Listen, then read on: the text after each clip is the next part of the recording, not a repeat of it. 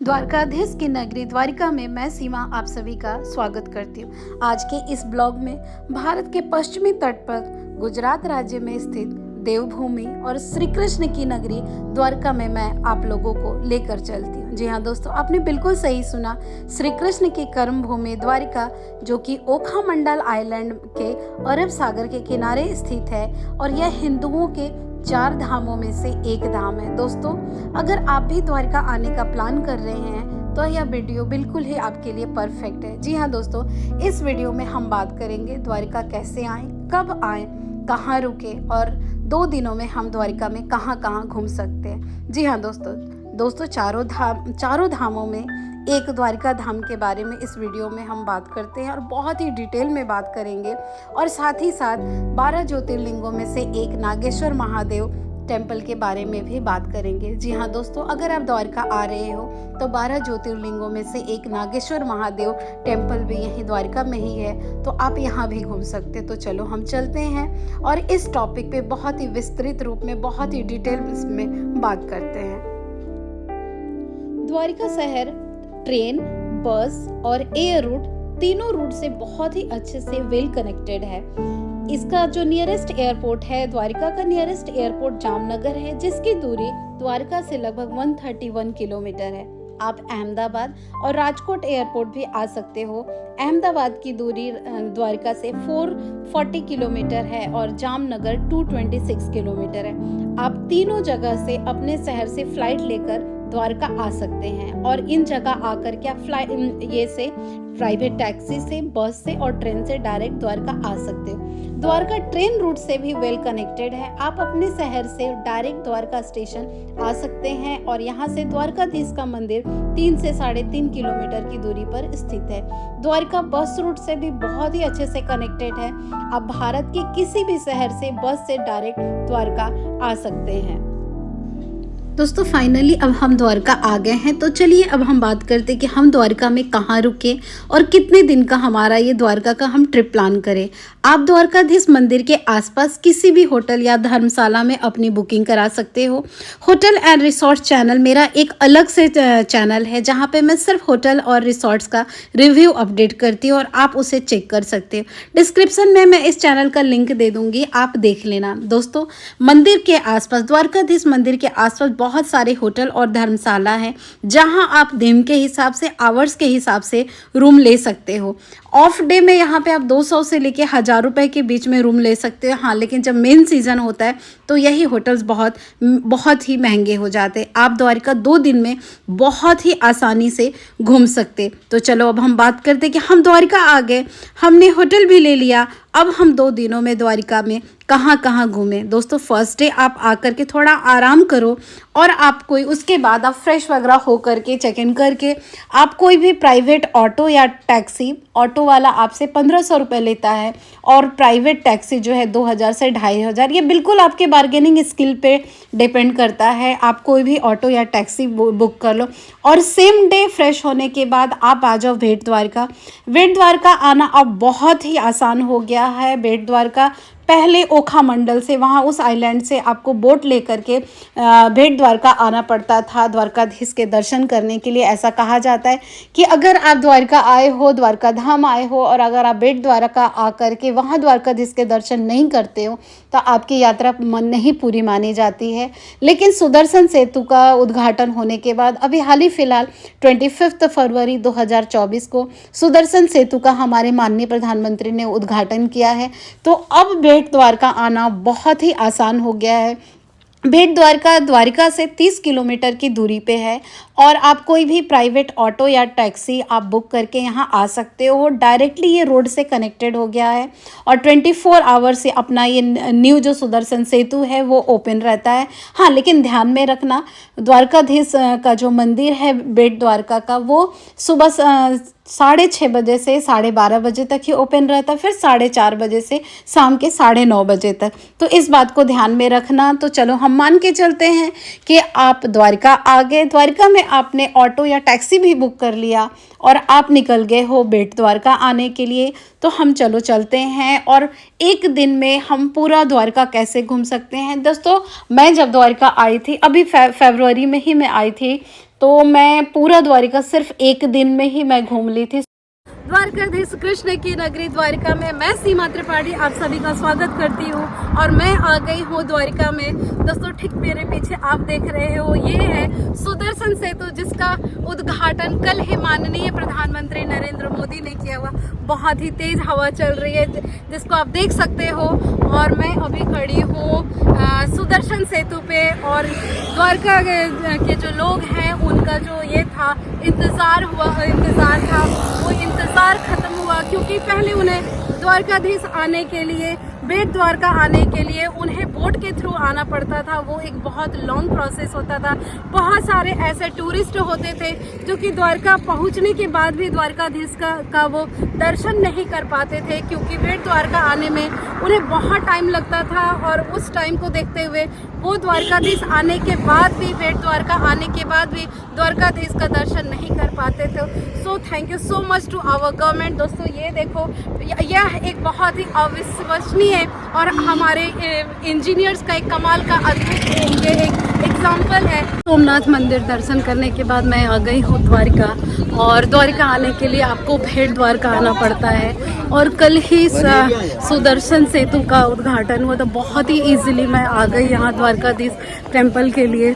और अगर आप उतर जाओ, वहाँ एक्चुअली वहाँ पे एक स्टॉप है, वहाँ पे आपको उतरना रहता है। वहाँ से 1 किलोमीटर आपको पैदल आना रहता है।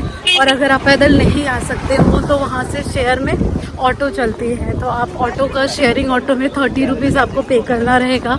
और आप प्राइवेट ऑटो करके भी वहाँ से 1 किलोमीटर के लिए वो 80 to 100 रुपीज़ लेते हैं, तो वो आप ले लेना। डायरेक्ट मंदिर के गेट तक आ जाओ। डायरेक्ट मंदिर के गेट नहीं, थोड़ा सा और आपको चलना पड़ेगा। तो चलो चलते हैं। और मैं और मनोज आप सभी का स्वागत करते हैं द्वारिका में। हम आ गए हैं द्वारिकाधीश टेम्पल दर्शन करने के लिए। श्री कृष्ण की नगरी द्वारिका आ गए हैं। तो एज़ यूजुअल हमेशा की तरह मैं आप लोगों को भी अपने साथ लिए चलती हूँ। तो चलो चलते हैं और द्वारकाधीश मंदिर। बेट द्वारका आने के बाद 1 किलोमीटर की दूरी पे द्वारकाधीश का जो टेम्पल है, उस वहाँ आने के लिए आपको पर पर्सन शेयरिंग ऑटो में 10 रुपीज़ पे करना रहेगा। अब हम मंदिर के प्रांगण के आसपास आ गए हैं और यहाँ पे लॉकर रूम है, जहाँ पर पर्सन 10 रुपीज़ आपको दे करके अपना मोबाइल जमा करना रहता है। पर्स वगैरह के लिए, बैग के लिए तो उन्होंने नहीं रुका, क्योंकि मैं खुद ही अपना पर्स लेकर के गई थी। तो अभी मंदिर में दर्शन करके मैं आ गई हूँ और बहुत ही अच्छे से यहाँ पे दर्शन हुआ। थोड़ा आप टाइमिंग का ख्याल रखना। सुबह में मंदिर 12:30 बजे तक ही खुला रहता है और शाम में वापस 4:30 बजे मंदिर खुल जाता है, जो कि 9:30 बजे तक ओपन रहता है। दोस्तों बहुत ही अच्छे से दर्शन हो गया।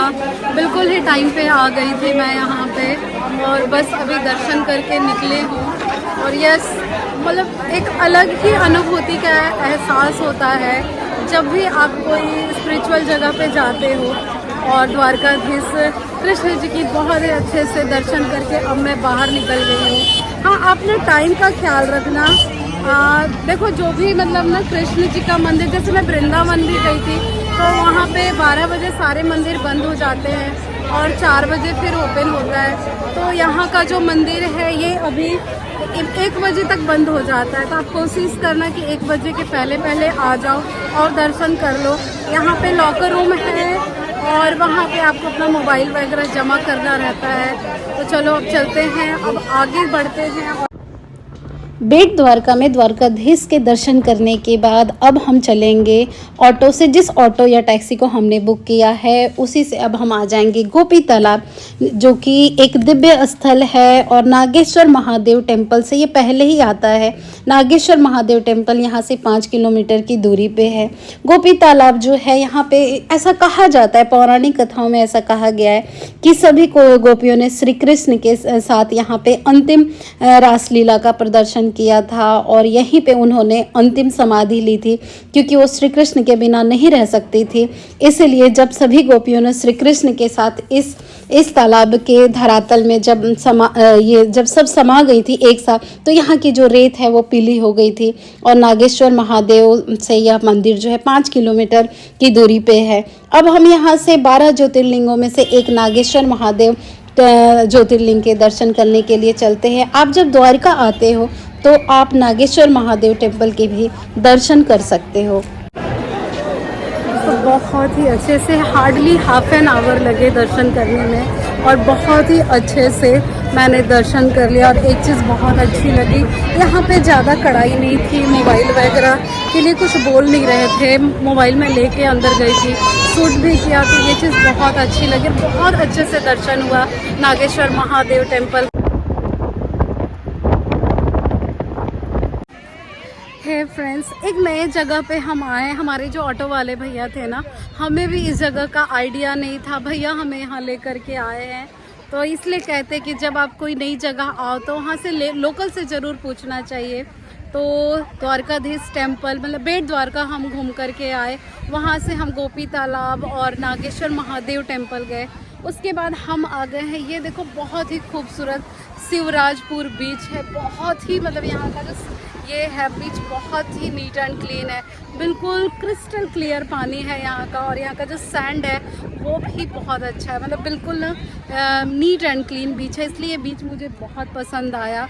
और ये देखो, और यहाँ पे मैंने मंगाया है मैगी, क्योंकि सुबह से कुछ खाया नहीं था तो भूख लगी है। क्योंकि दोनों जगह ये करना था, दर्शन करना था। नागेश्वर महादेव टेम्पल ये में आता है, ज्योतिर्लिंग में आता है, और वहाँ बेट द्वारका भी गए तो थोड़ा सा अच्छा लग रहा था कि चलो अच्छे से दर्शन करके आते हैं। तो चलो चलते हैं और बीच पे बैठ करके मैगी के मज़े लेते हैं।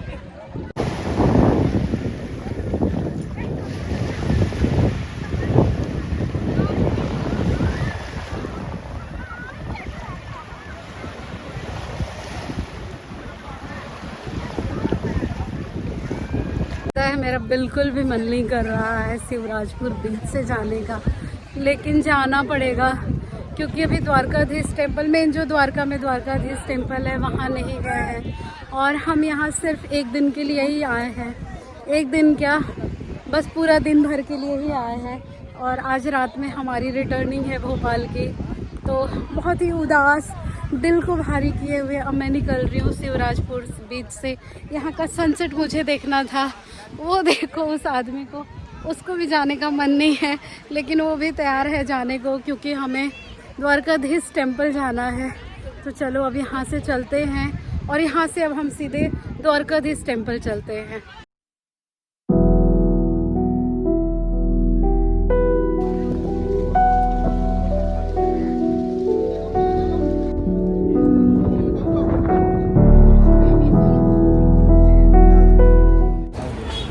सारा दिन यहाँ के टूरिस्ट प्लेसेस को घूमने के बाद, जो भी मेन पॉइंट्स हैं घूमने के बाद, अब हम निकल पड़े हैं द्वारकाधीश टेम्पल, जो कि द्वारका में ही है, वहाँ के लिए अब हम निकल पड़े हैं। आज शाम में ही हमें वापस भोपाल भी जाना है, तो चलो चलते हैं और द्वारकाधीश मंदिर श्री कृष्ण के दर्शन करके आते हैं।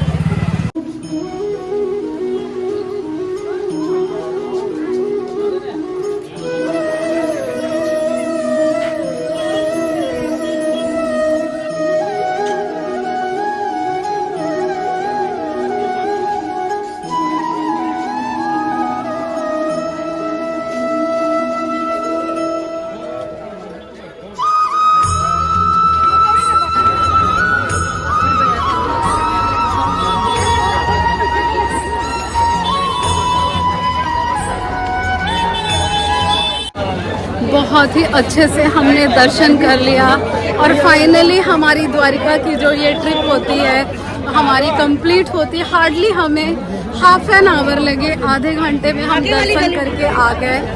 और मंदिर जो है बहुत खूबसूरत है, मतलब द्वारकाधीश जो है, द्वारका नगरी जो है, कृष्ण जी की नगरी है, वो देखते बनती है। और पहली नज़र में जब मैंने मंदिर को देखा तो मैं देखती रह गई।